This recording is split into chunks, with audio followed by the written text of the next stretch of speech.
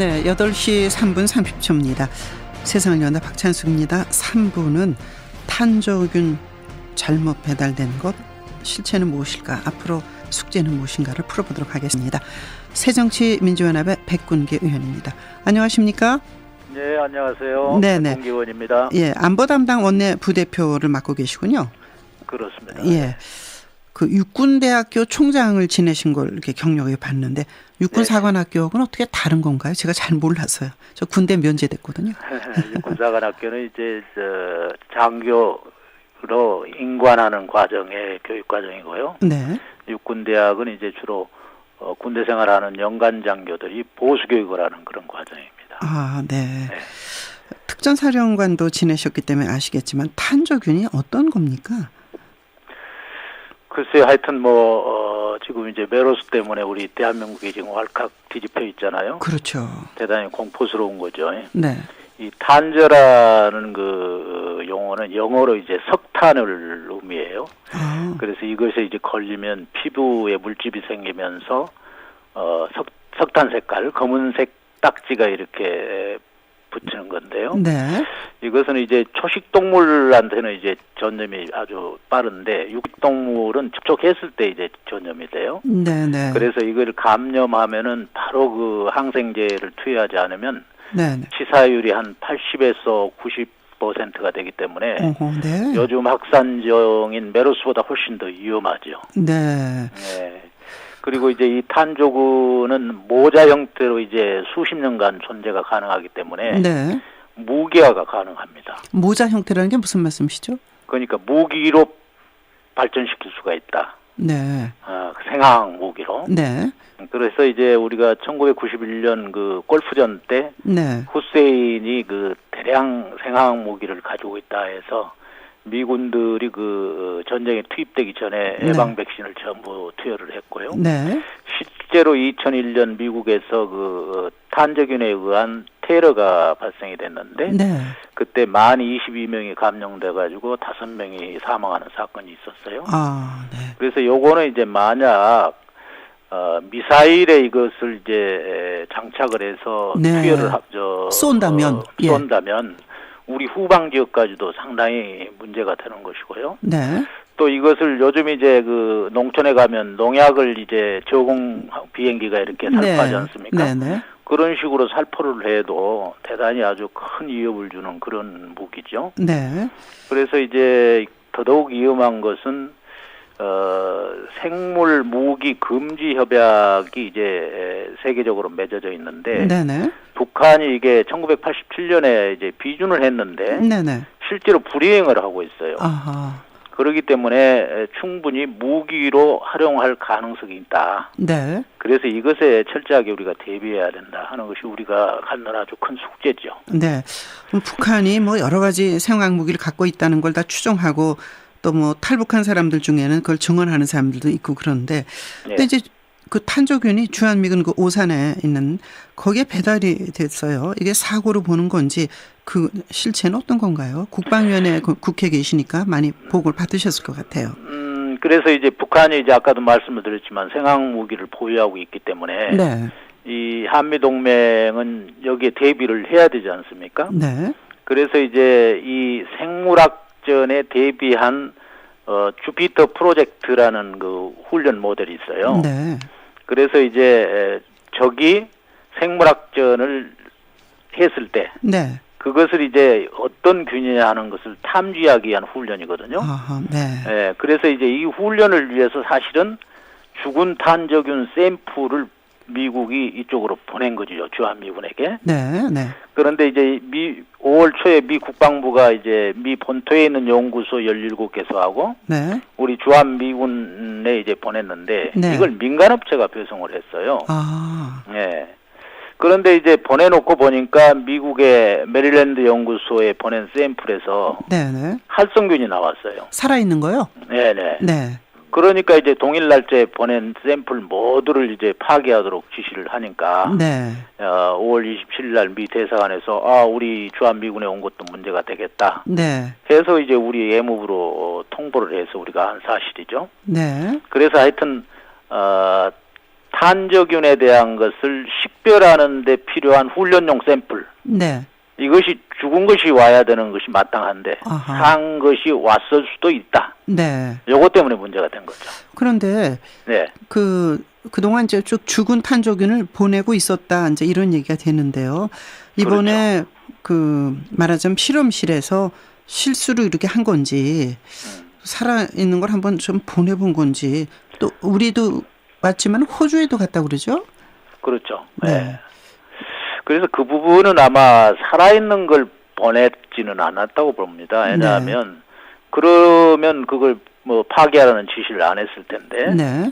그걸 이제 다른 연구소에 보낸 것이 살아있을 수도 있다라는 가정하에 파괴하도록 지시를 했기 때문에 네네. 그리고 또 우리 주한미군에서도 그걸 파괴했기 때문에 일부러 살아있는 것이 오지는 않았다. 저는 네. 그렇게 봅니다. 네. 예. 근데 이제 오산 주한미군 기지에서 미군 장병도 22명의 탄저균 샘플에 노출됐다 그러지 않습니까? 그렇습니다. 감염되지는 않은 걸로 결론을 냈는데 어떻게 보고 받으셨습니까? 저는 뭐 그 보고를 국방부로부터 보고를 받았는데요. 네. 그걸 뭐 신뢰합니다. 왜냐하면 미국이라는 게 아주 그 생명을 굉장히 중시하는 국가인데 네. 그것이 노출이 돼서 감염이 됐는데 그것을 뭐 우리에게 비밀로 할 이유는 없고요. 네. 그래서 저는 살아있는 균으로 가정해서 그쪽에서 아주 예방적 치료를 했다는 것도 잘한 것일 것이고요. 네. 그 다음에 이제 해당 실험실도 제독하고 봉쇄 조치를 했다고 제가 보고를 받았거든요. 네네. 그렇기 때문에 우리 국민들이 그 부분에 대해서는 뭐 크게 염려를 안 하셔도 되지 않겠나 하는 생각이 듭니다. 네. 지금 이제 이 문제를 가지고 소파의 일부 부분을 개정해야 되는 게 아니냐. 주둔군 지휘 협정에 관한 그 소파법 그런 얘기가 일부에서 나오는데 어떻게 보시나요? 당연히 개정을 해야죠. 네. 이번에 이제 제가 볼 때는 이번 사건이 한 3가지 정도 문제가 있는데요. 네. 그런 아주 중요한 샘플을 민간 배송을 했다. 제가 볼 때는 이건 정부 당국에서 신뢰할 수 있는 어떤 배송 수단을 가져야 되거든요. 네. 그다음에 두 번째는 우리 정부 당국이 그것이 한반도에 들어왔는데 네. 모르고 있었다. 이것도 문제고요. 네네. 그다음에 세 번째는 이제 발생된 이후에 이제 사후 조치를 우리 보건 당국이 거기 가서 이제 사실은 조사를 하려고 했는데 네네. 실제로 미군의 협조 없이는 아무것도 할 수가 없어요. 네. 네. 그래서 그런 부분도 우리가 사후 조치를 할 수 있는 어떤 상황을 법적으로 보장받을 수 있어야 되겠다. 네. 요 3가지가 우리가 해결해야 될 문제다 이렇게 봅니다. 네. 이 문제 관련해서 미국 국방장관이 싱가포르에서 열린 샹그리라 대화에서 이제 공식 사과를 하긴 했죠. 그렇죠? 그렇죠. 그렇지만 이제 우리 국민의 생명 안전 또 뭐 한반도의 장래하고 이제 밀접한 연관이 있는데 북한이 핵과 미사일을 가지고 있는 거하고 생화학적 즉 세균전을 펼치는 거하고 어느 쪽이 더 가능성이 높다고 보시는지 참 위험한 질문이긴 합니다만 어느 쪽이 더 위험하다고 보시는지요? 양쪽이 다 우리 국민에게는 아주 굉장한 치명적인 위협인데요. 네네. 제가 볼 때는 가능성은 생화학전이 더 가능성이 있지 않겠느냐.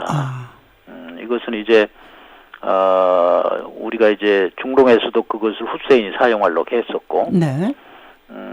그래서 핵무기는 우리 북한이 만약 우리 한반도에서 핵전을 한다면 본인들도 큰 피해가 있거든요. 네, 본인도 뭐 죽을 각오 하는 거겠죠. 그렇죠. 그리고 또 칠 테니까. 우리 나름대로도 억제 전략을 또 가지고 있는 것이고. 네. 근데 이제 생화학전은 이게 잘 보이질 않아요. 미사일에 그렇죠. 이제 장착해서 쏘면 사실은 즉각 그것을 탐지할 수 있는 것들이 상당히 힘들거든요. 네네. 그래서 생화학전이 더 가능성이 있지 않을까 이런 생각이 들어요. 또 하나는 생화학전이라는 것이 뭐 전쟁이다 이렇게 하는 게 아니라 은밀하게 퍼뜨려서 어느 한 일부 지역을 마비시킨다든지 그런 국소 전략이 가능한 거 아닐까요? 그렇습니다. 그러니까 지금 우리가 비대칭 전력 중에서 생화학 무기를 굉장한 중요한 위협으로 우리가 지금 분류해 놓고 있거든요. 네, 네. 그러니까 불특정 지역에 언제라도 제가 벌써 사용할 수는 있다. 저는 그렇게 봅니다. 예. 그러면 거기에 이제 대비를 해야 되지 않습니까? 그렇습니다. 네.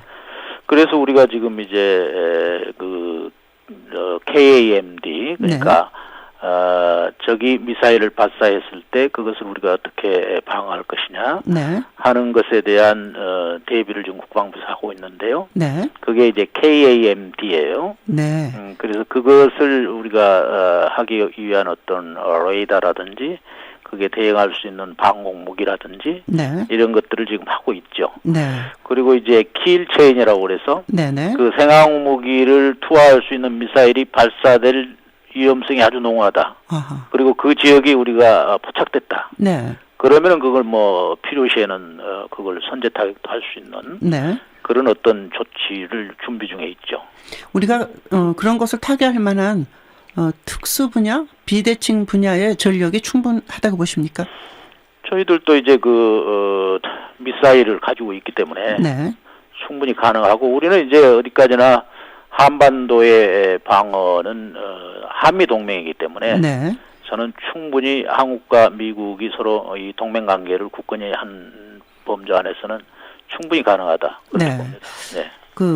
3대 세습의 철권 독재 정권 김정은이 사고를 일으킬 가능성을 어떻게 보십니까? 특전사령관도 지내셨기 때문에 이제 북한의 전력이나 뭐 여러 가지 전략에 있어서 능통하실 것 같은데요.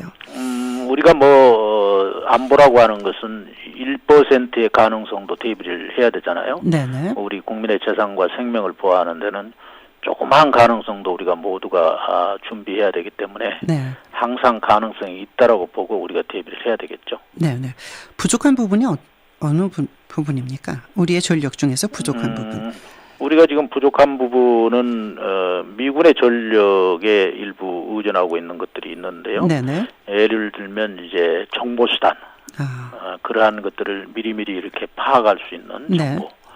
이 부분이 이제 일부 좀 부족하고. 네. 그다음에 이제 공군하고 해군 전력은 우리가 양쪽으로는 우리가 열세지만 질적으로는 좀 우세한데 네네. 그러나 그 부분이 쟤들이 비대칭 전력을 가지고 있듯이 네. 우리도 절대 우위의 어떤 전력을 가지고 있어야 되잖아요. 네. 그런 측면에서 보면 우리가 공군 해군은 아직도 미군의 전력을 우리가 항상 잘 활용해야 된다. 네. 한미동맹을 통해서 해결해야 된다. 저는 그렇게 봅니다. 예. 백군기 의원님, 사드의 배치에 대해서는 어떻게 보시나요? 오늘 예정된 질문은 아니신데 네. 하여튼 말이죠. 네네. 저는 원칙적으로 그렇습니다. 미군이 네. 본인들의 자국 군의 보호, 네. 또 자국민의 보호를 위해서 필요하다면 네네. 결정해서 우리 군사 고위 당직자들하고 협의해서 올 수는 네. 있다. 그렇게 봐요. 네.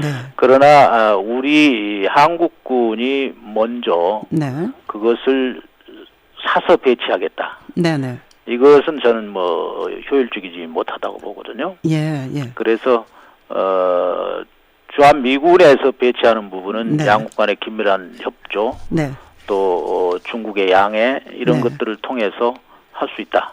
그러나 우리 한국군에서 그것을 구입해서 배치하는 네. 것은 저는 아직은 좀 빠르다 이렇게 봅니다. 알겠습니다. 왜냐하면 지금 네. 우리가 이제 KAMD나 킬체인에 대한 그것을 계속 사업을 하고 있기 때문에 알겠습니다. 그런 것들에 더 집중해야 된다 이렇게 봅니다. 오늘 말씀 고맙습니다. 백군기 네. 새정치연합 안보담당 원내 부대표를 만나봤습니다.